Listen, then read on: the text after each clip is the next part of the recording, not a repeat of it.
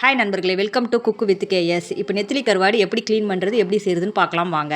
நெத்திலி கருவாடு 50 கிராம் எடுத்திருக்கேன். அந்த நெத்திலி கருவாடில் இருக்கிற தலையை மட்டும் நீங்கள் பிச்சுட்டு தண்ணியில் போடுங்க. ஃபுல்லாக தலையை பிச்சுட்டு தண்ணியில் போட்டிங்கன்னா ஒரு 5 நிமிஷம் ஊறின பிறகு அந்த நெத்திலி கருவாடு ஊறின பிறகு அதுவே மேலே நீங்கள் டாப்பில் நீங்கள் நகத்தை வச்சுக்கிறனாலே அந்த குடல் வந்துடும். குடலை ஃபுல்லாக நீங்கள் நெத்திலி கருவாடில் இந்த மாதிரி எடுத்துடலாம். ஏன்னா சின்ன மீன் தான் நெத்திலி கருவாடில் குடல் இருக்காதுன்னு நினைக்காதீங்க. அதை நீங்கள் தண்ணியில் போட்டு ஊற வச்சிங்கன்னா மேலே நீங்கள் எடுக்கும் போதே திருது பாருங்கள், குடல் இந்த மாதிரி வரும். ஏன்னா அப்படியே போட்டிங்கன்னா உங்களுக்கு உடம்புக்கு நல்லதில்லை. ஃபுல்லாக நீங்கள் குடல் இந்த மாதிரி எடுத்துருங்க. க்ளீன் பண்ணிவிட்டு இது 2 வாட்டி க்ளீன் பண்ணிக்கிங்க. தண்ணி ஊற்றி அலசிக்கிங்க. ஏன்னா மண் இருக்கும் அடியில்.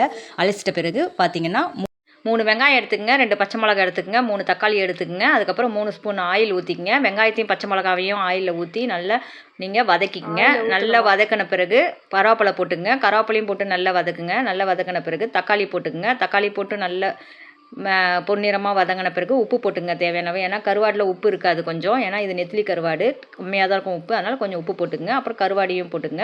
அப்புறம் ஒரு சிட்டிகை மஞ்சத்தூள் போட்டுக்குங்க. மஞ்சத்தூள் போட்டுக்கிட்டு திருப்பி மறுபடியும் அதை அப்படியே நல்லா வதக்குங்க. வதக்கிட்டு 1 ஸ்பூனு தனி மிளகாத்தூள், 1 ஸ்பூனு குழம்பு மிளகாத்தூளும் போட்டுங்க. போட்டுக்கிட்டு நல்லா வதக்கின பிறகு உங்களுக்கு 1/2 டம்ளர் தண்ணி ஊற்றிக்குங்க. தண்ணி கொஞ்சமாக ஊற்றுங்க. தண்ணி ஊற்றிட்டு மூடி போட்டு ஒரு 10-15 நிமிஷம் வேக விடுங்க.